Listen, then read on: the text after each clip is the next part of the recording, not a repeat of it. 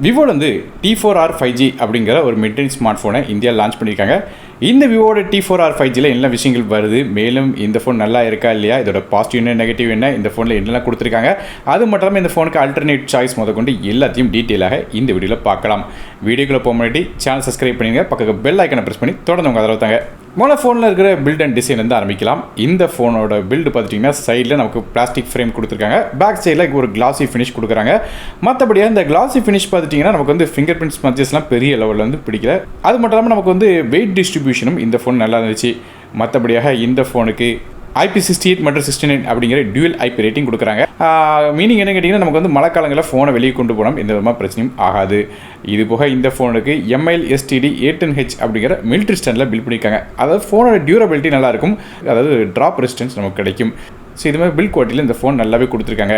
கலர்ஸை பொறுத்தவரைக்கும் இந்த ஃபோன் 2 கலரில் வருது, அதாவது ஆர்டிக் ஒயிட் மற்றும் ட்வைட் ப்ளூ அப்படிங்கிற 2 கலர்ஸில் வருது.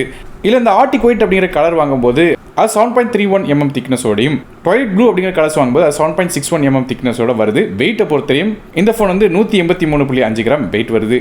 ஸோ இதே மாதிரியாக இந்த ஃபோனோட பில்ட் குவாலிட்டி கொடுத்துருக்காங்க. ஸோ பில்ட் குவாலிட்டி நல்லாவே இருக்குது. அடுத்த இந்த ஃபோனோட டிஸ்பிளே பற்றி பேசலாம். நமக்கு இந்த ஃபோனில் ஃப்ரண்ட் சைடில் ஒரு 6.77 இன்ச்சுக்கான ஃபுல் HD ப்ளஸ் ரெசியூவில் கோட் கவுட் AMOLED டிஸ்பிளே கொடுக்குறாங்க. இந்த டிஸ்பிளே 19:9:9 அப்படிங்கிற ஆஸ்பெக்ட் ரேஷியோவில் வருது. டிஸ்பிளேக்கு 120 ஹெட்ஸ் வரையும் ரெஃப்ரெஷ் தராங்க. மேலும் நமக்கு இந்த டிஸ்பிளேயோட பிரைட்னஸ் பார்க்கும்போது ஹை பிரைட்னஸ் மோடில் 1300 நிட்ஸும், அதே பீக் பிரைட்னஸாக 1800 நிட்ஸ் வரையும் பிரைட்னஸ் கிடைக்குது. இன் டிஸ்பிளே ஃபிங்கர் பிரிண்ட் ஸ்கேனரோட வர இந்த ஃபோனில் நமக்கு HDR10+ சப்போர்ட்டும் தராங்க. அது மட்டும் இல்லாமல் டிஸ்பிளேயோட ப்ரொடெக்ஷனுக்கு நமக்கு ஷார்ட் எக்ஸ்டென்ஷன் ஆல்ஃபா அப்படிங்கிற கிளாஸ் பயன்படுத்துகிறாங்க. இது ஒரு பஞ்சுவல் டிஸ்பிளேயாக இருக்குது. ஸோ டிஸ்பிளேயோட குவாலிட்டி நல்லாவே இருக்குன்னு சொல்லணும். இதுபோல் இந்த டிஸ்பிளேக்கு நமக்கு வைட் லைன் L1 சர்டிஃபிகேஷன் இருக்கிற காரணத்தினால நெட்ஃப்ளிக்ஸ், அமேசான் பிரைம் மாதிரியான ஆப்ஸில் நீங்கள் HDயில் ஸ்ட்ரீம் பண்ண முடியும்.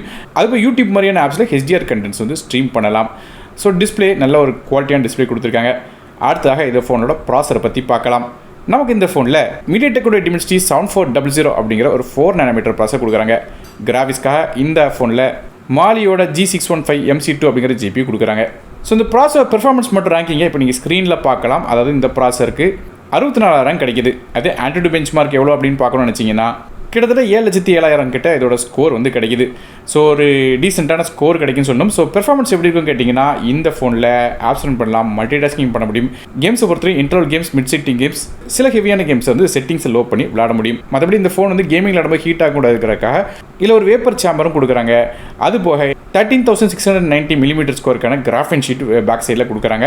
இதில் நோட் பண்ண விஷயம் கேட்டிங்கன்னா இந்த ஃபோனில் நமக்கு BGMI, call of duty, Genshin Impact மாதிரியான ஹெவியான கேம்ஸில் விளாட முடியும். ஆனால் ஃபுல் செட்டிங்ஸை, ஹை செட்டிங்ஸை வச்சு விளாண்டிங்கன்னா சஸ்டெயின்டான ஒரு பெர்ஃபார்மன்ஸ் கிடைக்காதுன்னு சொல்கிறாங்க.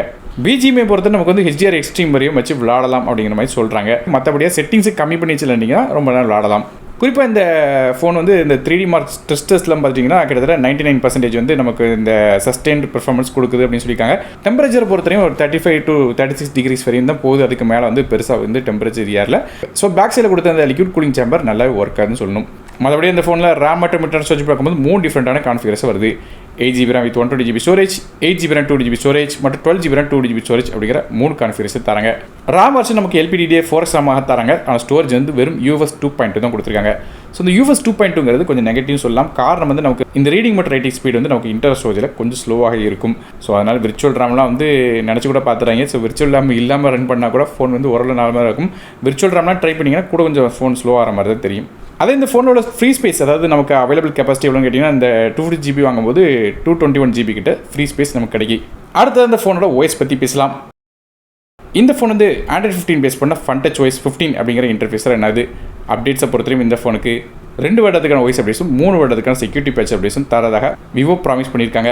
இதுபோல் இந்த ஃபோனில் சில ப்ரீலோட் ஆப்ஸும் இருக்குது, அதை அன்இன்ஸ்டால் பண்ணிக்கலாம். ஆனால் ஒருவேளை நீங்கள் ஃபோனை ரீசெட் பண்ணுறீங்க, அதாவது ஃபுல்லாக ஃபேக்ட்ரி ரெஸ்டோர் பண்ணிங்கன்னா திருப்பி இந்த ஆப்ஸ் வரும், மறுபடியும் நீங்கள் அன்இன்ஸ்டால் பண்ணிட்டு இருக்கும். மற்றபடியாக ஒரு டைம் அன்இன்ஸ்டால் பண்ணிட்டு ரெகுலராக நார்மலாக யூஸ் பண்ணிட்டு இருந்தீங்கன்னா அந்த ஆப் திருப்பி வராது.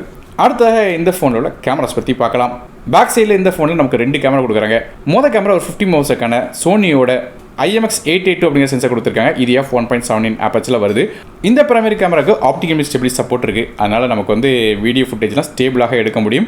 மற்றபடியாக ரெண்டாவதாக ஒரு 2 மெகாபிக்சலுக்கான கேலக்ஸி கோரோட GC02M1 அப்படிங்கிற சென்சார் பயன்படுத்துகிறாங்க.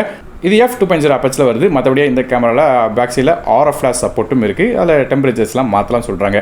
மற்றபடி பிரைமரி கேமராவில் வீடியோ ரெக்கார்டிங் அப்படின்னு பார்க்கும்போது 4K footage 30 frame per second வரையும் கேப்சர் பண்ணலாம். இதுமாதிரி ஃபோனோட பேக் சைடில் கேமராஸ் கொடுக்குறாங்க. இந்த கேமராவோட குவாலிட்டி அப்படின்னு பார்க்கும்போது நல்லா இருந்துச்சு சொல்கிறாங்க. குறிப்பாக சொன்ன டே டைம் ஷாட்ஸில் நல்லா இருந்தது அப்படிங்கிற மாதிரியாக சொல்லியிருக்காங்க. இது போக HDR ஷாட்ஸும் அது போக டைனமிக் ரேஞ்ச் எல்லாமே வந்து நல்லா இருந்ததாக சொல்லப்படுது. போர்ட்ரேட் மோடில் எடுத்துக்கிட்டிங்கன்னா அந்த எட்ஜ் டிடெக்ஷனில் டீசெண்டாக இருந்தது அப்படிங்கிற மாதிரியாக ரிவ்யூஸ் வாசிக்க முடிஞ்சுது. மற்றபடி லோ லைட் ஷாட்ஸ் எடுத்துகிட்டிங்கன்னா டீசெண்டான ஷாட்ஸ் வந்து இந்த பிரைமரி கேமராவில் எடுக்கும்போது கிடைக்குது. ஆனால் கொஞ்சம் ஜூம் பண்ணி பார்க்கும்போது நீங்கள் நாய்ஸ் வந்து நோட் பண்ணுவீங்க. இதே மாதிரியாக ஃபோனோட பேக் சைட் 2 கேமரா கொடுக்குறாங்க. அடுத்து செல்ஃபி கேமரா பற்றி பேசலாம். ஃப்ரண்ட் சைடில் ஒரு 32 மெகாபிக்சலுக்கான கேலக்ஸி கோரோட GC32E1 அப்படிங்கிற கேமரா கொடுக்குறாங்க.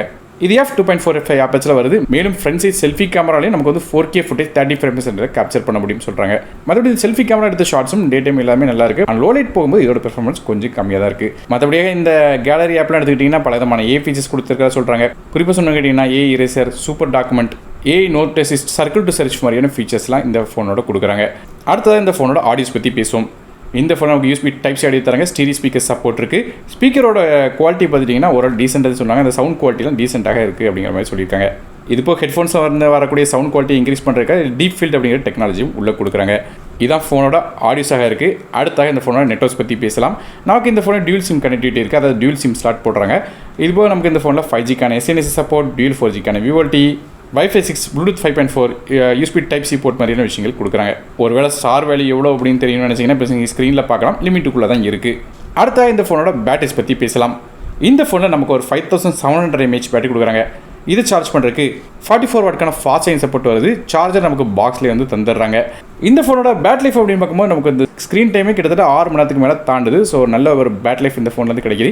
ஒருவேளை நீங்கள் வந்து லைட் வெயிட் யூஸராக இருந்தீங்கன்னா நீங்கள் வந்து ஒரு டைம் சார்ஜ் போட்டிங்கன்னா அடுத்த நாள் பாதி நாள் வரையும் உங்களுக்கு வந்து இந்த பேட்டரி லைஃப் வந்து ஓடுன்னு சொல்கிறாங்க. அந்தளவுக்கு பேட்டரியோட லைஃப் நல்லா இருக்குன்னு சொல்கிறாங்க. குறிப்பாக இப்போ நான் சொல்கிற யூசேஜ் வந்து எப்போது 5G ஆன் பண்ணி முக்காசி நேரம் நீங்கள் வந்து வைஃபைல இருந்தீங்கன்னா உங்களுக்கு கிட்டத்தட்ட 1.5 நாள் இருக்கிற வரையும் பேட்டரி லைஃப் தாங்கும். ஒருவேளை நீங்கள் வந்து மொபைல் நெட்வொர்க் மட்டும் தான் யூஸ் பண்ணுறீங்கன்னா உங்களுக்கு அந்த டே எண்டு வரையும் போகும்போது கூட கொஞ்சம் சார்ஜ் மிச்சம் இருக்கும். மற்றபடி சார்ஜிங் ஸ்பீட் அப்படின்னு பார்க்கும்போது கிட்டத்தட்ட அரை மணி நேரத்தில் 50% சார்ஜ் ஏறிடுது. அதே 100% சார்ஜ் ஏறிருக்கு கொஞ்சம் 1 மணி நேரத்துக்கு மேலே கூட கொஞ்சம் டைம் எடுத்துக்கிடுது. இதுபோல் இந்த ஃபோனில் பைபாஸ் சார்ஜிங் அப்படின்னு டெக்னாலஜி கொடுக்குறாங்க. அதாவது கேமிங் விளையாடும்போது நீங்கள் வந்து இந்த சார்ஜ் போட்டிங்கன்னா அந்த சார்ஜ் பேட்டரிக்குள்ளே இறங்காமல் டேரெக்டாக மதர் போர்டுக்குள்ளே போகிறதுனால நமக்கு வந்து இந்த ஃபோன் ஹீட் ஆகாது கேமிங் விளையாடும்போது. இதே மாதிரியாக இந்த விவோட T4R 5Gயில் நமக்கு வந்து ஸ்பெக்ஸ் கொடுத்துருக்காங்க. ஸோ இந்த ஃபோனோட பாசிட்டிவ் நெகட்டிவ் பார்க்க முடியாது. கடைசியாக இந்த ஃபோனோட விலையை பற்றி பார்த்துடலாம். இந்த ஃபோனை எங்கேயோ பார்த்த மாதிரி இருக்குன்னு கேட்டிங்கன்னா இது ரீசெண்டாக லான்ச் ஆன ஃபோன் தான். அதை பற்றி பார்க்க முடியாது. இதோட ப்ரைஸிங்கை பார்த்துலாம். விவோட இந்த T4R 5Gயோட ப்ரைஸ்ன்னு பார்க்கும்போது 8GB RAM with 128GB storage விலை 19499க்கும், அது 8GB RAM 2GB ஸ்டோரேஜ் விலை 21499க்கும், கடைசியாக 12GB RAM 2GB ஸ்டோரேஜ் விலை 23499 அப்படிங்கிற ப்ரைஸிங்கில் விற்கிறாங்க. ஸோ இந்த ஃபோன் பார்த்துட்டிங்கன்னா ஏற்கனவே பார்த்த ஃபோனுங்கிற மாதிரி இருந்துச்சுன்னு கேட்டிங்கன்னா ஏற்கனவே iqooலேருந்து Z10R 5G அப்படிங்கிற ஃபோன் வந்து லான்ச் பண்ணியிருந்தாங்க கொஞ்சம் நாளைக்கு முன்னாடி. அதே ஃபோனோட ரீபிராண்டு தான் இது. எந்த ஒரு வித்தியாசமும் இல்லை. குறிப்பாக சொன்னேன்னு கேட்டிங்கன்னா விவோ பிராண்டு தான் இந்த iqoo அப்படிங்கிற பிராண்டும் வச்சுருக்காங்க. அதாவது விவோட சப் பிராண்டு தான் அந்த iqoo. அதனால் அந்த பிராண்டில் விற்ற ஒரு ஃபோனை ரீநேம் பண்ணி அதாவது வேறு பேரை மட்டும் மாற்றி விவோ பிராண்டில் விற்கிறாங்க. மற்றபடியாக இந்த T4R 5Gக்கும் Z10R 5Gக்கும் எந்த ஒரு வித்தியாசமும் இல்லை. ப்ரைஸ் கொண்டு எல்லாமே ஒன்று தான். ஸ்பெசிஃபிகேஷனும் எல்லாமே ஒன்று தான். ஸோ கடைசியாக இந்த ஃபோனோட பாசிட்டிவ் நெகட்டிவ் பற்றி பார்த்துலாம். இந்த ஃபோனோட பில்ட் குவாலிட்டி சூப்பராக இருந்துன்னு சொன்னோம். அதாவது இதுக்கு முன்னாடி ஜென்ரேஷன் கம்பேர் பண்ணி பார்த்தீங்கன்னா பில்ட் குவாலிட்டி நல்லாவே இம்ப்ரூவ் பண்ணியிருக்காங்க. அதுபோல் பேட்டரி லைஃப் நல்ல ஒரு சாலிடான பேட்டரி லைஃப் கொடுக்குறாங்க. இது மட்டும் இல்லாமல் நமக்கு வந்து ஃப்ரண்ட் சைட் கேமரா சரி பேக் சைட் கேமரா சரி இந்த பிரைமரி கேமரா நல்லாவே இருக்காது. அது மட்டும் இல்லாமல் நமக்கு வந்து செல்ஃபி கேமராலே 4K ஃபுட்டேஜ்லாம் வந்து கேப்சர் பண்ண முடியும்னு சொல்கிறது வந்து ஒரு நல்ல ஒரு பாசிட்டிவான விஷயம். அதே நெகட்டிவ்ஸ்னு பார்க்கும்போது நமக்கு வெறும் UFS 2.2 தான் கொடுக்குறாங்க அந்த ஸ்டோரேஜில். அட்லீஸ்ட் ஒரு UFS 3.1 கொடுத்தா கூட கொஞ்சம் பெட்டராக இருந்திருக்கும். இது போக நமக்கு IR பிளஸ்டர் கொடுக்கல. ஒருவேளை நீங்கள் வந்து ஃபோனை ரிமோட்டாக யூஸ் பண்ண நினச்சிங்கன்னா இந்த ஃபோனை பண்ண முடியாது. ஸோ இந்த மாதிரி பாசிட்டிவ் நெகட்டிவ் இப்போ நீங்கள் பார்த்துருப்பீங்க. ஸோ இந்த விவோட T4R 5G வந்து வாங்குவீங்களா இல்லையா, அப்படி இல்லைனா iqooட Z10R 5G வாங்குவீங்களா அப்படிங்கிறத கீழே கமெண்ட் பண்ணுங்கள். ரெண்டுமே ஒன்று தான், ஒரு வித்தியாசமும் இல்லை. சர்வீஸ் சென்டர்னு எடுத்துகிட்டு போனால் கூட நீங்கள் விவோட சர்வீஸ் சென்டர் தான் போகணும். ரெண்டுக்குமே எல்லாம் ஒரே விஷயமாக தான் இருக்க போகுது. ஜஸ்ட் அந்த பிராண்ட் வேல்யூ அதாவது iqooங்கிற பேருக்கு பதிலாக விவோ அப்படிங்கிற மாதிரி இருக்க போது இந்த ஃபோன் வாங்கினீங்கன்னா. ஸோ நீங்கள் இந்த விவோட T4R 5G பற்றி என்ன நினைக்கிறீங்க அப்படிங்கிறத கமெண்ட் செக்ஷனில் மென்ஷன் பண்ணுங்கள். வீடியோ பிடிச்சா ஒரே லைக் கொடுத்துருங்க. உங்கள் ஃப்ரெண்ட்ஸ் ஷேர் பண்ணி விடுங்க. நானும் டெக் தமிழுக்காக மற்றொரு சந்திக்க நன்றி. வணக்கம்.